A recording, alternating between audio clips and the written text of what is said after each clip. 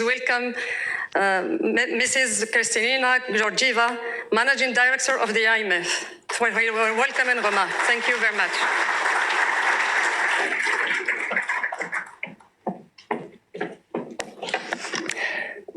Salam alaikum, bonjour, good morning.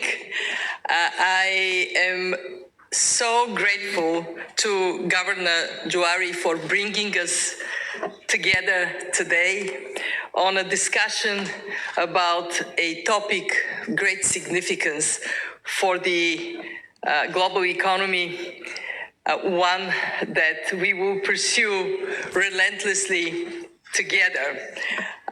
My gratitude also goes to the Minister of Finance, who graciously accompanied me yesterday on a fantastic visit to Ouarzazate, where we had a chance to see why Morocco is so deserving to be the host of the annual meetings in October. We were within 20 minutes in the future with a visit to Noor, the incredible solar plant that is demonstrating how we can have clean energy, and it is a symbol of the dynamism and modernity of Morocco. And also we were in Eid bin Haddou, where in the 11th century, history produced a remarkable monument, today a UNESCO heritage. In other words, we have rich history, tradition, culture, and vibrancy that guarantees a strong, dynamic economy for Morocco, for Africa, and of course, a contribution to the whole world. So I can only, Governor and Minister, I can only share with the audience that for us at the IMF, Morocco hosting the annual meetings is a symbolic event. How the past, the present, the future can provide for optimism in a world that is faced with quite a significant challenges. And I invite the audience to give a big round of applause to our host today and in October.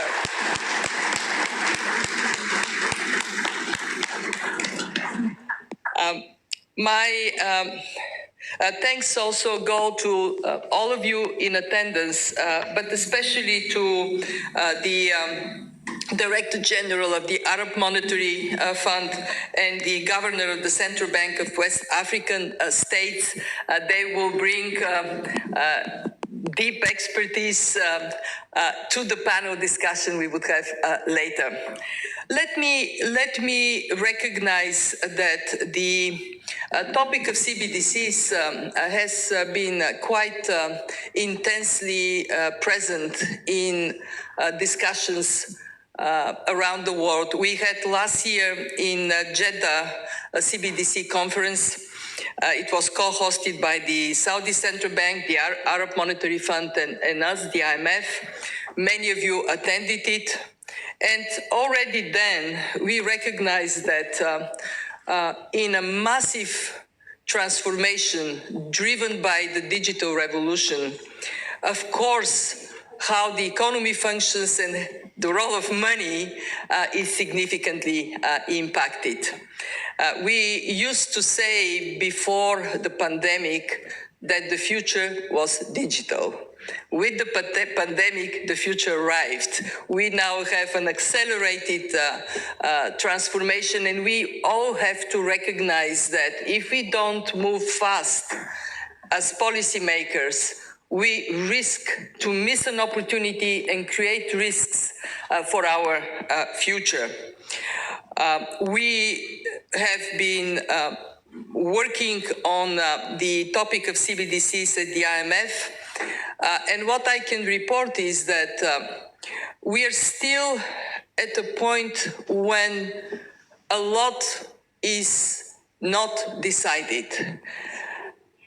But that is exactly the point when we have to intensify our efforts, so decisions taken are the right ones.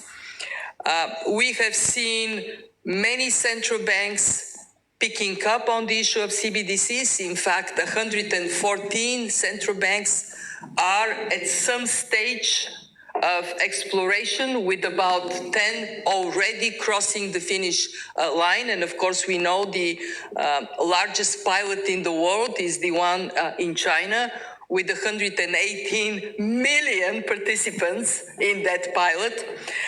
We have seen some central banks who have explored CBDC dropping it for the time being. And that is also a reflection that it is not a simple, straightforward decision to take.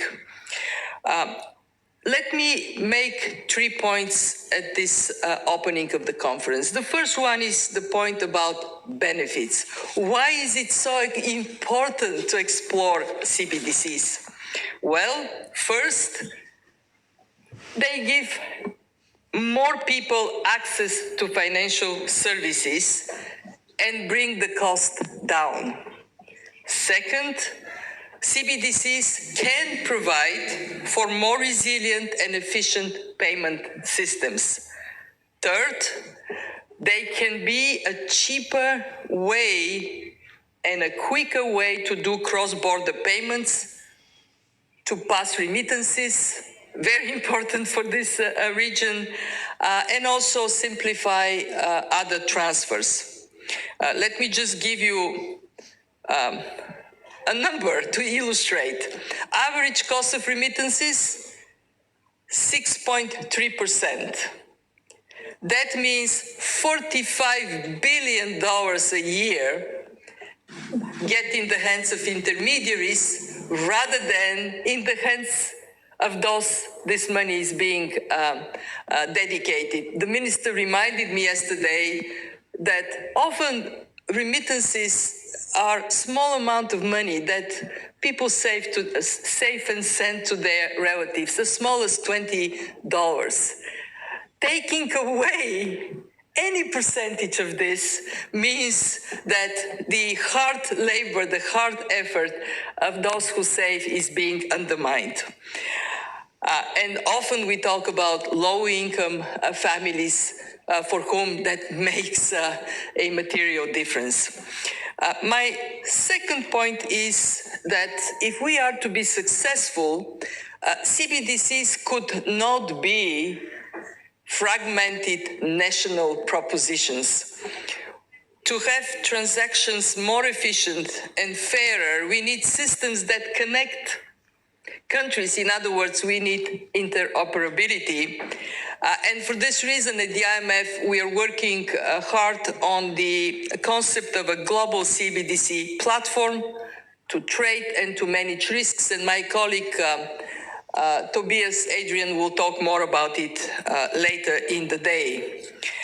And my third and last point is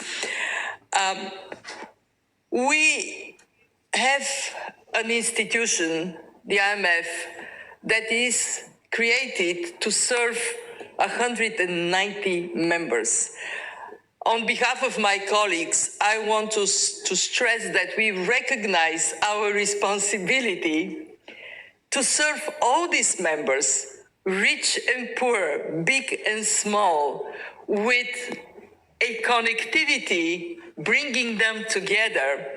And that, of course, takes me to the annual meetings again, where we will bring the world together in Marrakesh.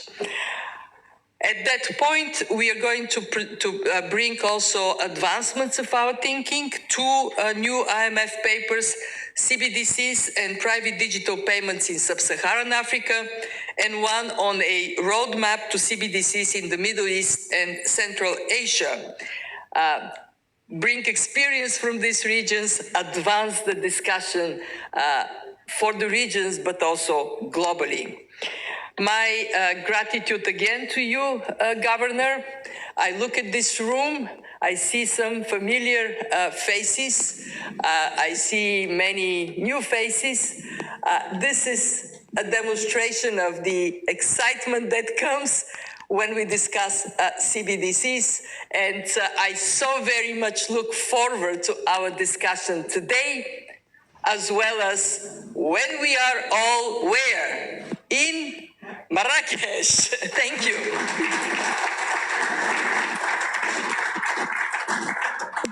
Thank you, Madam. Thank you, Madam, for this inspiring Thank you.